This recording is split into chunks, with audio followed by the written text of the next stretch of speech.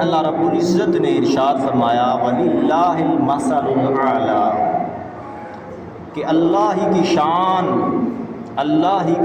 شان سب سے بڑی ہے، سب سے بڑی شان اللہ کی ہے،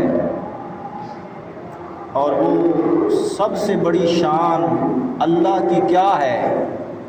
سب سے بڑی شان اللہ کی کیا ہے؟ یاد رکھیں، نبوت یہ الوہیت کی دلیل ہوتی ہے۔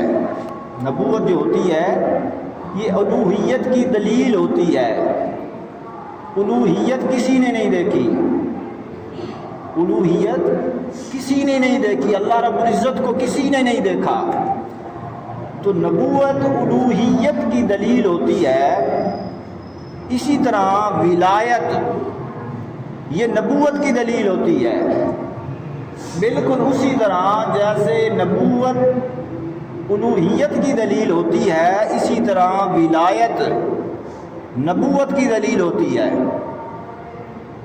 اب اس سے آگے بڑھیں، اگلی بات سمجھیں۔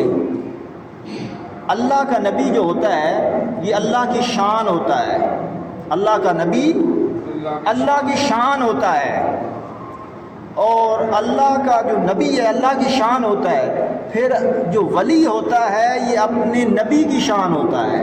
سبحان اللہ، ماشاء اللہ نبی اللہ کی شان ہوتا ہے اور ولی اپنے نبی کی شان ہوتا ہے۔ جیسا نبی ہوگا ویسا ولی ہوگا، یہ بات یاد رکھیں، جیسا نبی ہوگا ویسا ولی ہوگا۔ 1,24,000 پیغمبر آئے، حضرت آدم علیہ السلام سے لے کر حضرت عیسیٰ علیہ السلام تک 1,24,000 پیغمبر آئے۔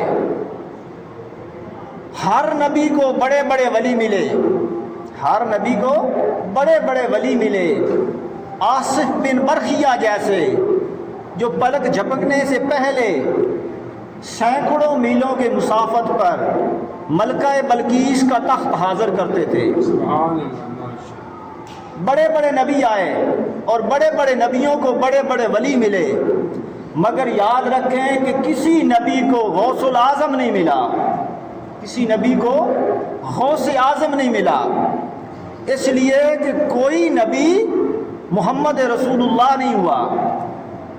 تو جیسا نبی ہوگا ویسا ولی ہوگا۔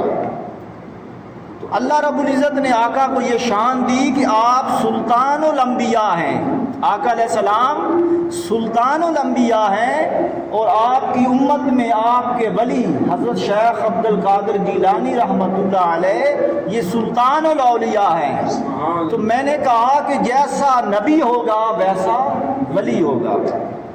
اب یہ بات سمجھ گئے؟ آگے بڑھیں۔ اب میں نے عرض کیا کہ نبی اللہ کی شان ہوتا ہے، نبی اللہ کی شان ہوتا ہے، اور یہ مقام ہر نبی کو ملا، ہر نبی کو ملا، حضرت آدم علیہ السلام سے لے کر حضرت عیسیٰ علیہ السلام تک ہر نبی اللہ کی شان ہے۔ اب آپ پوچھیں گے کہ آقا علیہ السلام کا مقام کیا ہے؟ تو سنیں، ہر نبی اللہ کی شان ہے اور میرا مصطفیٰ اللہ کی سب سے بڑی شان ہے۔ سبحان اللہ رب العزت نے ارشاد فرمایا وَلِلَّهِ الْمَثَلُ الْأَعْلَىٰ، اللہ ہی کی شان سب سے بڑی ہے، سب سے بڑی شان اللہ کی ہے۔ یہ ہے ترجمہ، اس کی مراد یہ ہے کہ اللہ کا مصطفیٰ سب سے بڑا ہے۔ اللہ کا مصطفیٰ، خدا کے مصطفیٰ جیسا کوئی نہیں۔ اللہ کی سب سے بڑی شان کا عنوان محمد ہے، اللہ کی سب سے بڑی شان کا عنوان محمد ہے، اور اللہ کی رحمت کا عنوان محمد ہے، اللہ کے ذکر کا عنوان محمد ہے، اور اللہ کی محبت کا عنوان محمد ہے، اللہ کی اطاعت کا عنوان محمد ہے، اور اللہ کی عظمت کا عنوان محمد ہے۔ اور یاد رکھیں، اللہ کی سب سے بڑی شان کا عنوان محمد ہے، اللہ کی سب سے بڑی شان کا عنوان محمد ہے۔ اب حضور کی شان ہے کیا؟ اب یہ سمجھنا ہے اللہ رب العزت نے قرآن مجید میں ارشاد فرمایا الا بذکر اللہ تطمئن القلوب، لوگو اللہ کے ذکر میں دلوں کا چین ہے، اللہ کے ذکر میں دلوں کا اطمینان ہے، دلوں کا چین ہے۔ حضرت عبداللہ ابن عباس رضی اللہ تعالیٰ عنہ یہ مفسر قرآن ہیں، اس امت کے سب سے بڑے مفسر قرآن حضرت عبداللہ ابن عباس، اور جو ترجمان القرآن ہیں جنہیں حبر و حاضح الامہ کہا گیا، حضرت عبداللہ ابن عباس رضی اللہ تعالیٰ عنہ، ان سے پوچھا گیا کہ حضرت آپ بتائیں الا بذکر اللہ تطمئن القلوب، یہ جو اللہ کا ذکر ہے جس میں دلوں کا چین ہے، یہ اللہ کا ذکر کیا ہے؟ حضرت عبداللہ ابن عباس جو مفسر قرآن ہیں، ترجمان القرآن ہیں، ان سے پوچھا گیا کہ یہ اللہ کا ذکر یہ کیا ہے؟ تو حضرت عبداللہ ابن عباس نے جواب دیا، فرمایا کہ یہ محمد مصطفیٰ ہے، سبحان اللہ، سبحان اللہ، یہ محمد مصطفیٰ کا نام ہے۔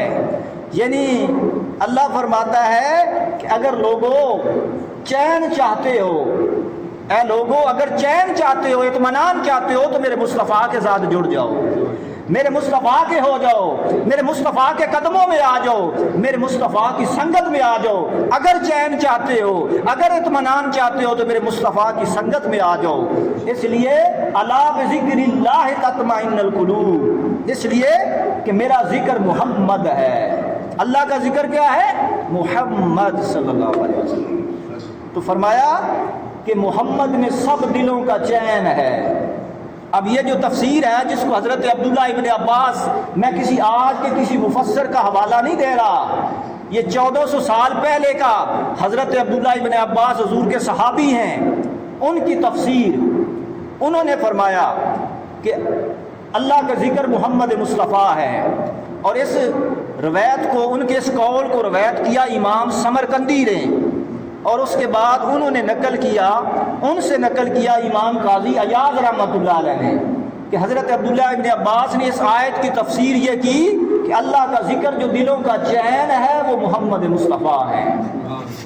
اسی طرح اللہ رب العزت نے ارشاد فرمایا قرآن مجید میں ایک اور مقام پر، فرمایا کہ وَاعْتَصِمُوا بِحَبْلِ اللَّهِ جَمِيعًا وَلَا تَفَرَّقُوا، فرمایا کہ اے لوگو تم سب کے سب اللہ کی رسی کو مضبوطی سے تھام لو، اللہ کی رسی کو مضبوطی سے تھام لو، ولا تفرقوا، اور تفرقے میں نہ پڑو، گروپ بندی میں نہ پڑو،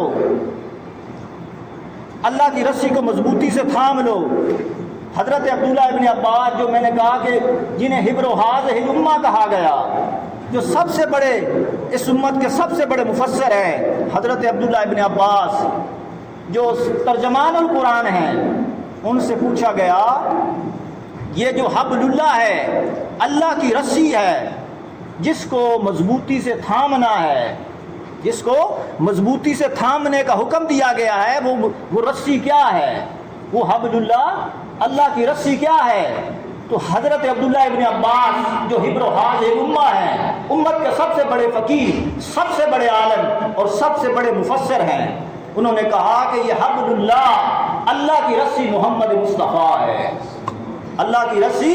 تو اللہ فرماتا ہے کہ اے لوگو میرے مصطفیٰ کے دامن کو پکڑ لو، میرے مصطفیٰ کے دامن کو تھام لو، اللہ کی رسی محمد ہے، نور اللہ محمد ہے، نعمت اللہ محمد ہے، اور ذکر اللہ محمد ہے، عظمت اللہ محمد ہے، اور خدا کی عزت کی قسم وجہ اللہ محمد ہے، اللہ کا مکھڑا محمد ہے، اللہ کا مکھڑا محمد ہے۔ ایک رب محمد نہیں، ایک رب محمد نہیں، باقی سب کچھ محمد ہے۔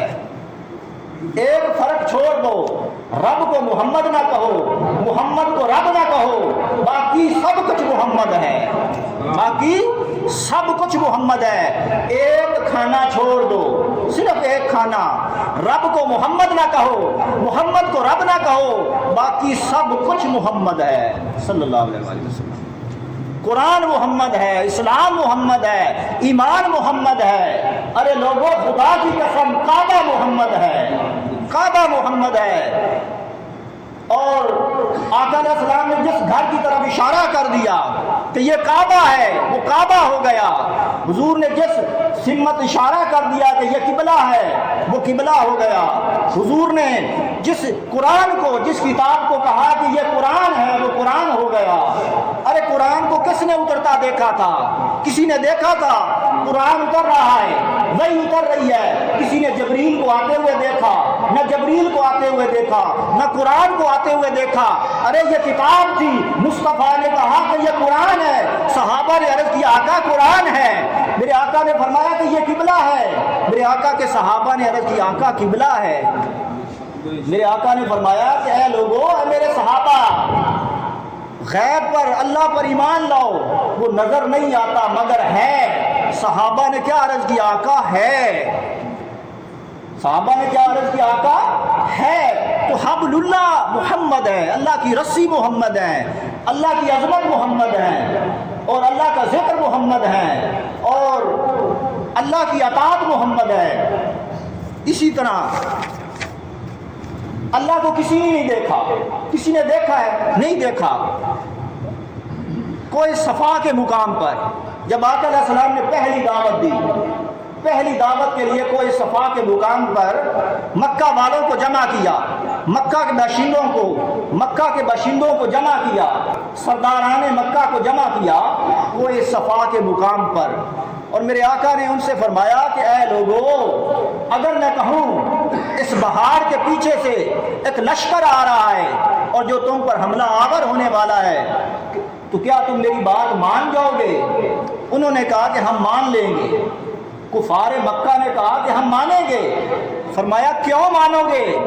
उन्होंने कहा इसलिए कि आप सादिक हैं, आप अमीन हैं, आपकी 40 साल की ज़िंदगी हमारे सामने है, आप सच्चे हैं, इसलिए। तो मेरे आका ने फरमाया कि फिर एक सच्चाई और भी जान लो, और वो ये है कि अल्लाह एक है। ये लात, मनात, उज़्ज़ा, हुबल जिनकी तुम पूजा करते हो, ये सब झूठे खुदा है।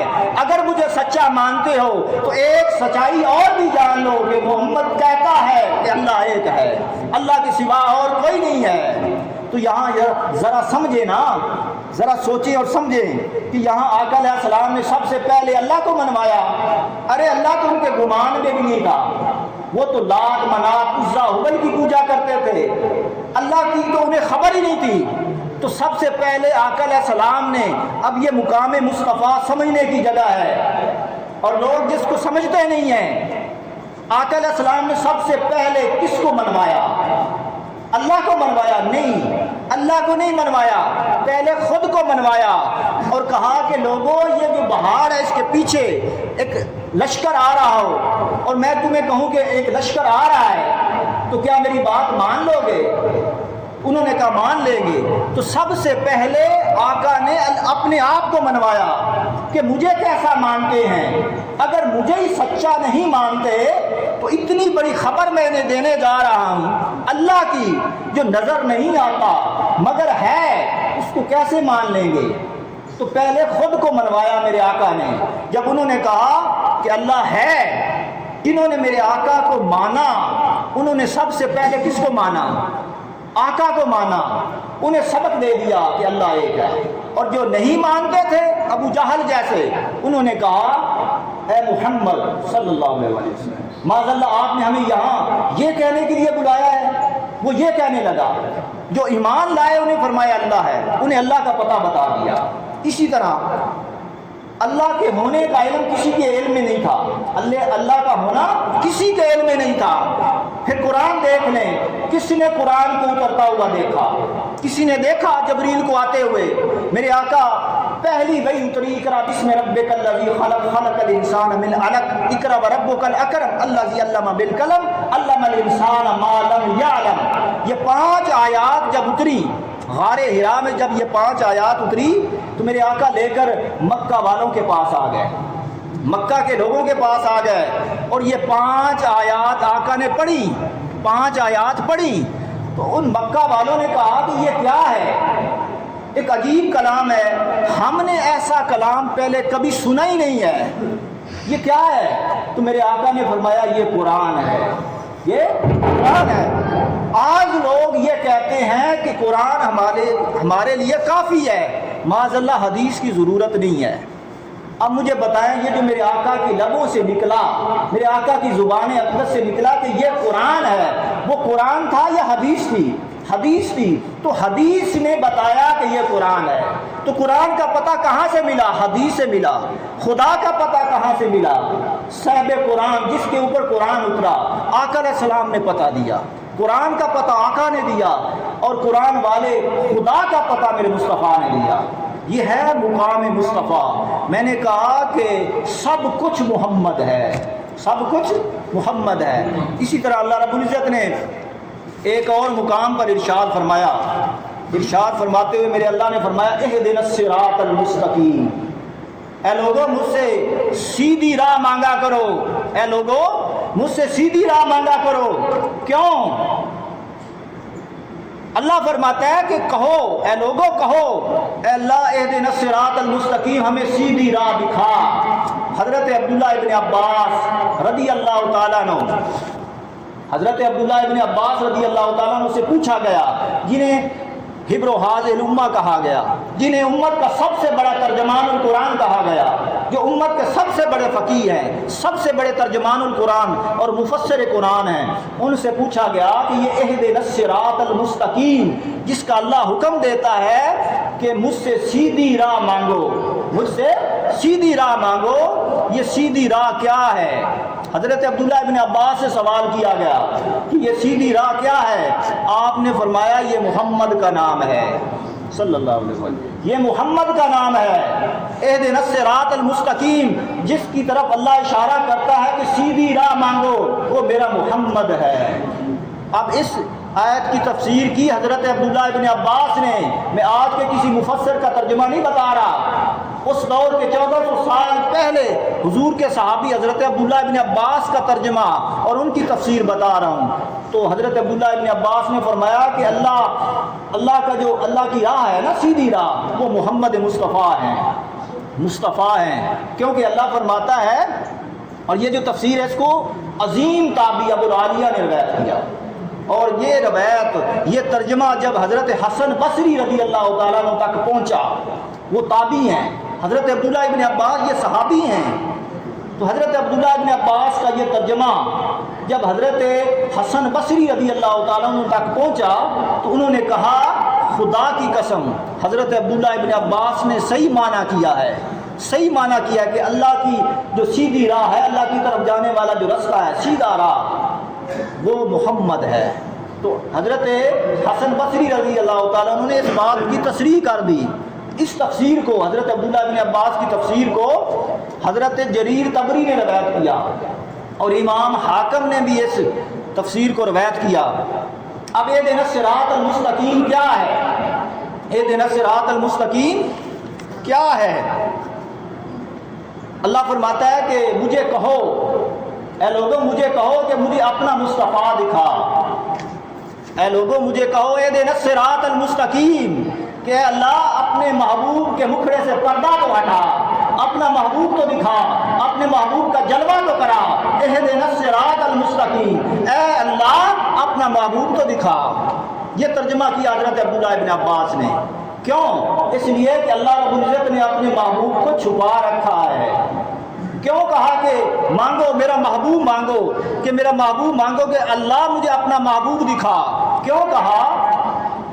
اس لیے کہ اللہ نے چھپا رکھا ہے اپنے حسن کے پردوں میں، مصطفیٰ کو چھپا رکھا ہے۔ حضرت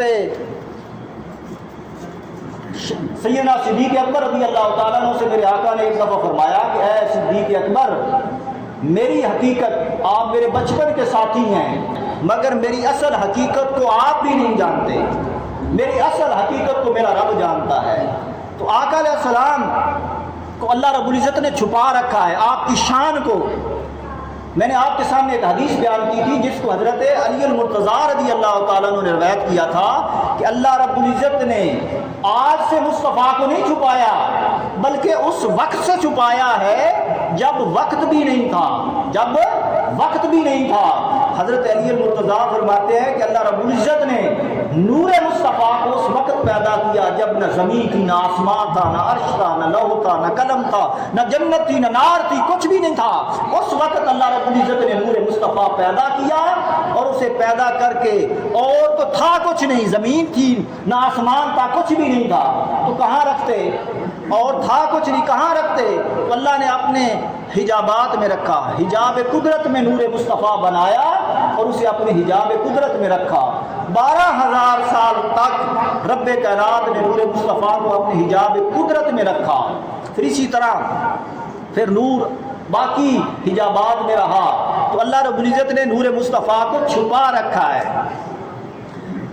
اللہ رب العزت نے قرآن مجید میں ایک اور مقام پر ارشاد فرمایا الم یجدک یتیما فآویٰ، الم یجدک یتیما فآویٰ۔ اس کا ایک عالمانہ ترجمہ ہے اور ایک عارفانہ ترجمہ ہے، ایک علماء کا ترجمہ ہے جو ہم سنتے ہیں پڑھتے ہیں، اور ایک عاشقوں کا ترجمہ ہے، عرفاء کا ترجمہ ہے، عاشقوں کا ترجمہ ہے۔ اب پہلے عالمانہ ترجمہ سن لیں جو آپ بھی پڑھتے ہیں، میں بھی پڑھتا ہوں، سنتے ہیں۔ الم یجدک یتیما فآویٰ، اے محبوب کیا ہم نے آپ کو یتیم نہیں پایا؟ اے محبوب آپ کو ہم نے یتیم پایا، فآویٰ، اور پھر ہم نے آپ کی کفالت کی، آپ کی کفالت کی، پرورش کی، سرپرستی کی۔ یہ ہے عالمانہ ترجمہ۔ اب عاشقانہ ترجمہ کیا ہے؟ عارفوں کا، عاشقوں کا ترجمہ کیا ہے؟ عاشق کہتے ہیں کہ یہ یتیم ہے نا، یتیم، علم یجد کا یتیمن، یتیم سے مراد نہ یتیم ہے اور نہ آوا سے مراد کفالت ہے۔ فرمایا عاشق کہتے ہیں عربی زبان میں یتم کہتے ہیں، یتم جس سے یتیم نکلا ہے، یتم کہتے ہیں جو لاجواب ہو، جس کی کوئی مثال نہ ہو، لاجواب ہو جس کی کوئی مثال نہ ہو۔ آپ بولتے رہتے ہیں در یتیم، اکثر آپ لفظ بولتے ہیں در یتیم، اس کا معنی ہے ایسا موتی جس جیسا کائنات میں کوئی نہ ہو۔ تو فرمایا کہ یتیم کا معنی ہے یکتائی، جس جیسا کوئی نہ ہو۔ یتیم کہتے ہیں جس جیسا کوئی نہ ہو، یعنی کائنات میں اس جیسا کوئی نہ ہو، پوری کائنات میں جس کی مثال کوئی نہ ہو، جس جیسا کوئی نہ ہو۔ اللہ رب العزت نے فرمایا کہ محبوب بنایا تو تجھے میں نے تھا، بنایا تو تجھے میں نے تھا، مگر بنایا ایسا کہ تجھے سب سے جدا پایا، سب سے اعلیٰ پایا، سب سے بے مثال پایا۔ میرے اپنے بنائے ہوں میں سے بھی تو کسی جیسا نہیں تھا، بنایا تو تجھے میں نے تھا مگر میں نے تجھے سب سے اعلیٰ پایا۔ اور فرمایا فآویٰ، پھر میں نے تجھے اپنے لیے سنبھال کے رکھ لیا۔ آوا کا معنی کیا عاشق کرتے ہیں؟ فآویٰ، پھر میں نے تجھے اپنے لیے چن کے رکھ لیا، اپنے لیے۔ اس لیے آقا کا ایک نام بھی ہے چنا ہوا، تو اللہ رب العزت نے اپنے محبوب کو اپنے لیے چن کے رکھ لیا۔ اب دیکھیں عربی زبان میں اگر مال غنیمت تقسیم ہو رہا ہو، مال غنیمت کہیں سے آئے اور وہ بادشاہ تقسیم کر رہا ہو، بادشاہ تقسیم کر رہا ہو، تو اس مال میں کوئی خاص دانہ آ جائے، کوئی خاص ایٹم، کوئی خاص اچھی چیز آ جائے اور بادشاہ اس کو اپنے لیے چن کے رکھ لے، علیحدہ رکھ لے، اس کو عربی زبان میں کہتے ہیں فآویٰ۔ تو فرمایا کہ محبوب بنایا تو تجھے میں نے ہی تھا مگر محبوب تو اتنا سونا بن گیا کہ پھر میں نے تجھے اپنے لیے بنا کے رکھ لیا، اپنے لیے سنبھال کے رکھ لیا۔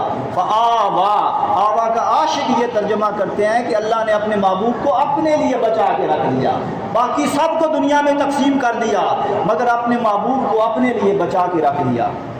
دیکھیں آقا علیہ السلام کی یہ شان، میں نے کہا شروع میں جو میرا موضوع تھا وہ تو تقریباً اور تھا، سیدنا غوث اعظم رضی اللہ تعالیٰ عنہ کی شان۔ دیکھیں جیسا نبی ہوتا ہے ویسا ہی ولی ہوتا ہے۔ 1,24,000 پیغمبر آئے، کسی کو غوث اعظم نہیں ملا۔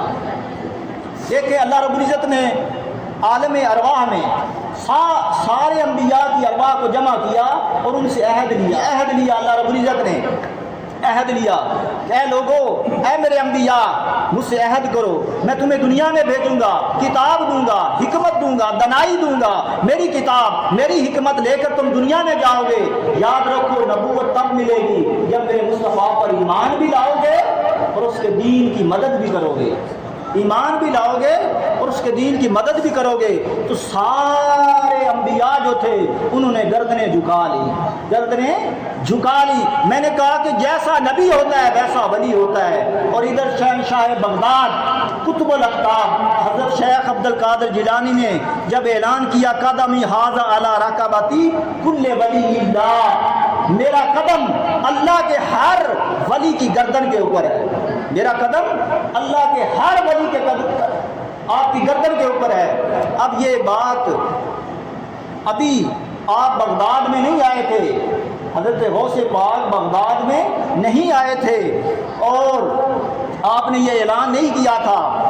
حضرت شیخ ابو بکر بن حوار وہ روایت کرتے ہیں، وہ لکھتے ہیں آپ کے آنے سے پہلے، آپ کا یہ اعلان کرنے سے پہلے میں نے اولیاء کرام کا تذکرہ کیا تو انہوں نے کہا کہ ان قریب عراق کی سرزمین پر ایک شخص آئے گا، ایک ایسا شخص آئے گا جو اللہ کے ہاں بڑا مقبول ہے، اللہ کے ہاں بڑا مقبول ہے، اس کا نام عبد القادر ہوگا اور اس کا مسکن بغداد ہوگا، اور وہ کہے گا کہ میرا قدم ہر ولی کی گردن کے اوپر ہے۔ اب یہ جو بات ہے اس کو ایک اور شیخ نے بھی روایت کیا، شیخ عبداللہ بن علی بن موسیٰ وہ روایت کرتے ہیں۔ یہ میرے ہاتھ میں کتاب ہے امام حجر عسقلانی کی مقام غوث اعظم پر، میں عام کسی کتاب سے حوالے نہیں دے رہا، اس لیے کہ لوگ آج مانتے نہیں ہیں، لوگ اس کو کہانی سمجھ کے رد کر دیتے ہیں۔ حضرت عبداللہ بن علی بن موسیٰ وہ روایت کرتے ہیں، وہ کہتے ہیں کہ میں گواہی دیتا ہوں کہ ان قریب اس سرزمین پر عجم سے ایک شخص آئے گا، عجم سے، اس کا نام عبد القادر ہوگا، ان کی اتنی بے شمار کرامات ہوں گی اور وہ اعلان کرے گا، وہ عبد القادر اعلان کرے گا کہ میرا قدم ہر ولی کی گردن کے اوپر ہے۔